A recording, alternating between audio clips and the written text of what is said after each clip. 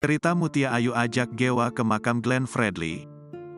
Mutia Ayu membagikan cerita ketika ia pertama kali membawa putrinya, Gewa Atlana Syamayim Latui Hamalo nyekar ke makam Glenn Fredly. Satu hari sebelum konser 25 tahun Glenn Fredly, Gewa diajak nyekar oleh Mutia Ayu untuk pertama kalinya. Jadi ini tuh satu hari sebelum konser. Sebelumnya aku nggak pernah ajak ke makam. Ucap Mutia Ayu dikutip tribunnews.com dari tayangan FYP, Senin, tanggal 2 Oktober tahun 2023. Mutia Ayu menjelaskan pada Gewa bahwa makam tersebut adalah rumah ayahnya dan tempat untuk istirahat.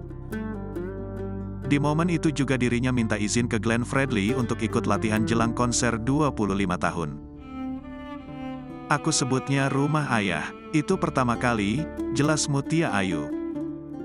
Ya aku minta izin, curhat sama Glenn aku mau latihan konser, besok mau konser, aku mau memperlihatkan Gewa, katanya. Mutia pun membagikan cerita ketika Gewa bertanya mengapa ayahnya tak keluar saat ia hadir. Dia selalu terngiang-ngiang kasihan. Aku kan sebutnya rumah ayah. Gewa tanya ayahnya mana kok nggak keluar-keluar, ucap Mutia.